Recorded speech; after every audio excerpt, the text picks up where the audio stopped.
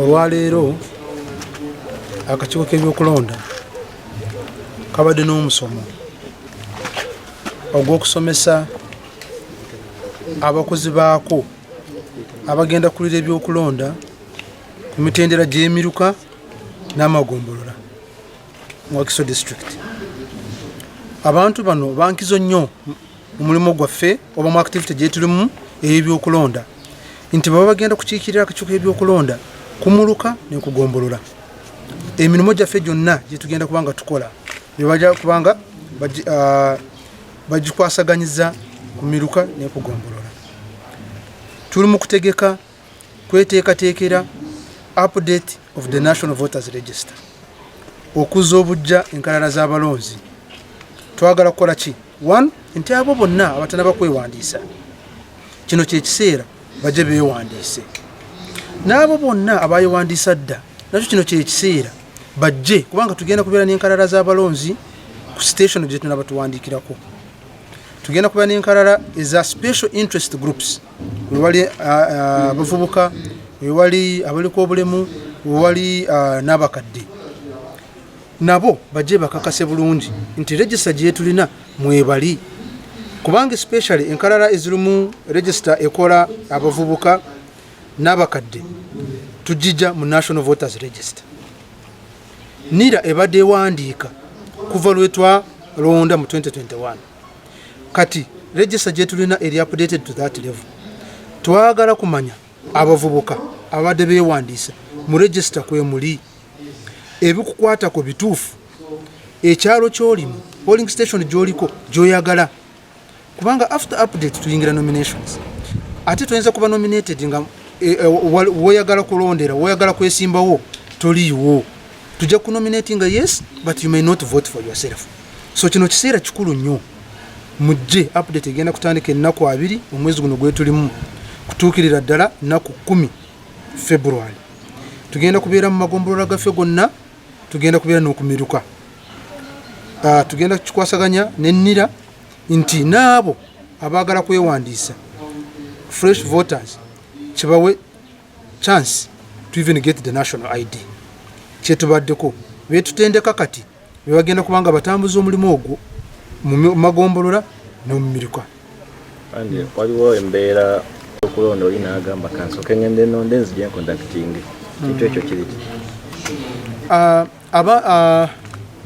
tuli mu kutendeka leero bagenda kukulira emirimu gyaffe mu miruka ne ku magombolola.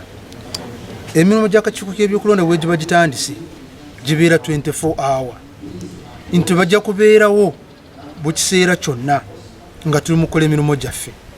So kyembadde mbabuulira emagamba nti bwe tubatandisa emirimu gyaffe timubeeramu nti kati nvuddewo ngenze kukola kino, nedda. Tubeera ku mirimu gya Electoral Commission, tubeera ne deadlines. So ekintu ekyo ekyokunyiikira omulimu kikulu nnyo mu bakozi b'akakiiko k'ebyokulonda. Integrity, obwerufu kikulu nnyo ku kakiiko k'ebyokulonda, kubanga ffe tukolera buli muntu. Kyembadde mbagamba tukolera buli muntu, titubeera ne saidi yonna, tusaavinga buli omu. So bw'ona aboze kukola naffe, you must be impartial, you must be transparent, you must be orderly, ate nga obeerawo kuweereza abantu. Okujja ku nsonga ya bifo abakulembeze councillors bagamba nti bannaba tegeera bifo bye mwagatta bimwogiza electoral areas mwakutulakutulamu, ekyo wano kigenda kukolebwa kitya? Ekituufu twakola reorganization of polling stations and demarcation of electoral areas. Demarcation twatereza councils ntujjamu ebifo ebirala councils nezikendeera, ate ntugata ebirala kulaba nti tufuna namba ezo. Demarcation returns akakiiko k'ebyokulonda kamaliriza kuzitereza bulungi. Kati effective next week tugenda kubuulira district returns ezo nti zikomyewo, ate eziriwa bajje bazirabe bakakase bulungi ebifo ebyo. So display of demarcation returns also starts next week. Tujja kubuulira bulungi Wakiso yonna nti ebifo bye twakola luli bikomyewo, bigenda kubeerawa ku magombolola gaffe. So abo bonna abalina interest abagala kwesimbawo, kino nakyo kyekiseera starting Monday mujje ku magombolola mulabe bye twakola byebyo bona abolinawo issue yonna. It's also the period you raise one complaint or the other. Akakiiko ebyokulonda ne kakuwa opportunity kweyogerako okulaba nti maybe we mwana mugata ekyalo kino mugata kiri waliwo kino waliwo ekirala. So demarcation returns also nazo zigenda kubeera ku display zibeerewo. Yes. Nga abakozi b'akakiiko k'ebyokulonda buli kyetukola kyonna tusinziira ku ssemateeka. We base on the Electoral Commission Act. We base on all relevant laws that govern what we are doing. So mbadde mbabuulira nti tokola kintu kyonna nga tonaba kwebuuza ku oyo wekikwatako, especially us in Electoral Commission. Tokola decision yonna nga tonaba kutegeera eteeka ligamba ki. What does the law say? So consultation to them, they shouldn't take decisions on their own. Decisions must be guided with the proper consultations and guidance. Balinga bameka. Kati starting Monday tugenda kufuna returns kuva mu NIRA kusinzira ku register ze tugenda kubeera nazo. Kati kusinzira ku register eyo we tujja kutegeera abalonzi tulina bameka for now. Then we tunamaliza update tutegeere abanaabeerawo mu kulonda kwa 2026 bajja kubeera bameka. Eno exercise igenda kutu exactly namba y'abalonzi be tulina mu Wakiso. Criteria kijja mukozeseza okulaba nga mubafuna. Kati betu training leero tulina sub county supervisors of all the 27 sub counties. Tulina ne parish supervisors of all the 147 parishes. Abantu bano bayita mu interview session. Twasooka ntulangirira emirimu gino ne bateekayo okusaba kwabwe ne wabeerawo team ne conducting interviews throughout the district, throughout the country. Kati bayise mu kusunsula okwo ne tujjamu abaali bakoze bulungi. Akakiiko by'okulonda ke kawadde emirimu bye tuli mu kutendeka leero. Bali bameka? 27 sub county supervisors and 147 parish supervisors. Oyinacho kati mbadde mbakoshoninga oba mbawabula nti kubanga is electoral commission omulimu gwaffe ogulala gwokukola kye tuyita vote education. Kati season gye tuyingiddemu agenda kubeerawo emirimu gya electoral commission, the independent electoral commission. Kati tugenda kubeera n'emirimu gya independent political parties. Bagenda kubeera ne primaries, bagenda kubeera n'okukola organizing their teams. So in the process nabo babeera n'abakulira ebyokulonda mu miruka, abakulira ebyokulonda mu district, abakulira ebyokulonda ku magombolola. So mbadde mbabuulira nti tukole vote education, tutegeeze abantu baffe nti waliwo enjawulo kwakulira ebyokulonda ow'ekibiina n'akulira ebyokulonda owaffe wa National Electoral Commission. Ffe tuli ba bonna, tuli b'eggwanga, naye akulira ebyokulonda ow'ekibiina omulimu gwe gwakutereeza ebyokulonda mu kibiina kye. Ffe we are the National Electoral Commission. So bwe banaaba nga bali mu kusensitizing abantu bakola vote education, twagala ekintu ekyo tukitereeze bulungi, kubanga oluusi abeerawo primaries ate ekibadde mu primaries ne bakubira owakakiiko ebyokulonda owa national. So tugenda kutambuza omulamu ogwo twawule political party activities and their electoral management and the national electoral activities and the management by the National Electoral Commission. Yes. And parishes. They are going to be at the forehead of all the activities, especially as we start the update of the National Voters Register. They have gone through a rigorous screening activity where they did interviews and they were recruited as the best. So we are taking them through today. What does the Electoral Commission do? Who is the Electoral Commission? How do we do our work? What is expected of us? That is what we are going through before we release them to do their work in the public. So we have taken them through issues of impartiality to ensure that for us as the Electoral Commission, we are serving everybody. We don't serve any individual interests. We have taken them through issues of accountability, that we are accountable to the Ugandan citizens, that what we do is for the Ugandan citizens, it's for the government of Uganda. So they have to be accountable. When you are doing your work, ensure that you have proper guidelines that you are following. Consult. Don't assume. consult wherever you are going to do anything. We are guided by the law. The work we do has its foundation in the relevant acts, has its foundation from the Constitution. We are going to carry out voter update. We are going to carry out update of the special interest groups registers. Please interest yourself in the Youth Act, in the PWD Act, in the Older Persons Act, so that you guide the public properly why we are doing their registers the way we are doing them. And all activities that are going to follow after that, display, nominations, campaigns, and eventual polling. As Electoral Commission, we are impartial, we are dealing with everyone. That is what we have been doing. We have recruited 27 sub-county supervisors and 147 parish supervisors. We are saying, please ensure that the work you are doing be as confident as possible. Ensure you are protective of the information that you are going to give out. Ensure you are giving out information that will not mislead the public. Consult before releasing information. Ensure you have proper guidelines. So that is what we are going through, and these people are going to start the work. Remember, the update of the National Voters Register starts on the 20th of this month, January, up to the 10th of February.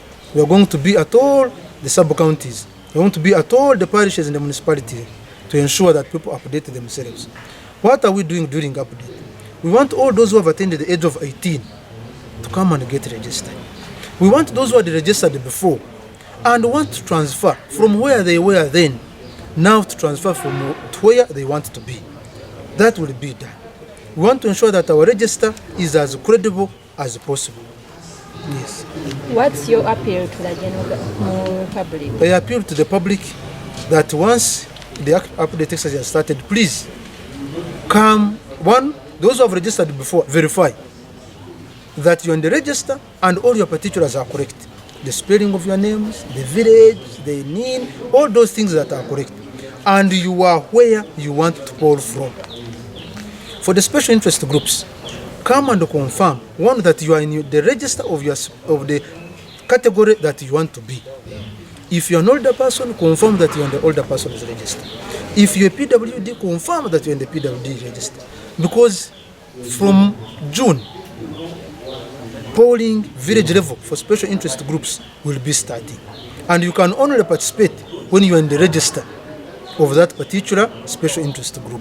So it's an important period for all of us to ensure that we have a clean, credible, and trustable register. Yeah. Amanya nedowoozi timona ine byona nga kola nga atwalanira Kiso district yanira. Tubadde wano ku traininga abamu kwabo abanalondesa akalulu parish supervisors ne sub county supervisors nga kyetusinze nnyo okusakwesira nti werufu professionalism integrity nti tebabeerako na ludda bwe babeerako babakola mirimu gino. Ekyo kintu kikulu ku mirimu gino gye bagenda okukola nti kuzi bwe bwe batyo kitukosa at district level. Nti tukubira mulanga abantu bonna bateewandisangako that they use this opportunity okwewandisa mu maparishi mu sub counties so that babeere ku register ya Electoral Commission so basobola okwewandisa okulonda mukalulu akajja aka 2016. Thank you very much. Popozi katono nnyo ku ntinira kyekitongole kyaweebwa mandeeti ewandiisa buli muntu Uganda yenna waali omulonzi ati bw'okubeera omulonzi ekisooka alina kuba a registered Ugandan citizen. Nti bw'oba toli mulonzi, bw'oba toli Munnayuganda, omuwandiisi bwe tuwadde nini tojja kubeera kuki ku register Electoral Commission. Nira we tugiramu nti process n'esooka ey'okuwandiisa fe abakikolako era ngwe tumala Electoral Commission nefuna ki gye bayita election register. Thank you. Katono nnyo waliwo akalala nira tabatalina kulonda atalina nini namba ateewandiisa n'afuna nini namba mu bufuutifuuti toba Munnayuganda, so tosobola kubeera ku register ate nga toli ki toli Munnayuganda. so gwe mulimu gwaffe ogwanira okuwandiika muri tyena waali muna Uganda, then electoral commission nejjako abakola ki abagenda ku register. Paze kisembayo mugenda kuyamba muti abantu abewandiisa kuba twaliko ekyengera nga balina over 10,000 national IDs nga bakyatubidde nazo, mugenda kubayamba muti abantu mwenganira okulaba nga beetaba mu exercise eno egenda okuddako ey'okulonda nti okubeera ku register kitegeeza nti oyinza okanga tonakimana muntu nga naye nga oli ku register, naye ne mu exercise eno abaana tujja tutambulirako era tugabira abantu cards abatakola ki abatazifunanga, era tujja kuba nazo ku station ze banaabeera update, era tujja kubako ne cards abatazikola ki abatazikimanga.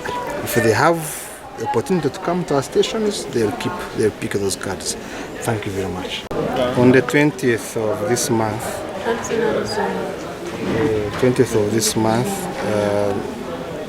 the Electoral Commission is embarking on a process of update of the voter register, and as an institution which is a key stakeholder in this, NIRA, for this case speaking for Wakiso district, we are here today. We have been training and conducting an induction for the parish supervisors and the sub-county supervisors of the various parishes and sub-counties that form the Greater Wakiso district.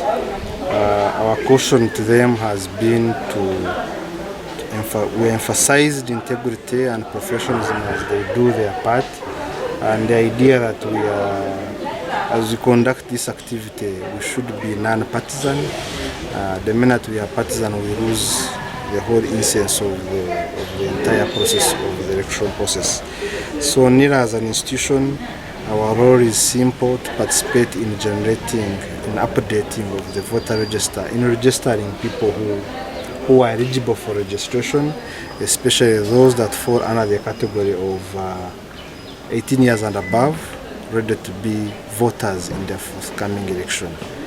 So that's what we are doing here and updating everyone around. Thank you very much.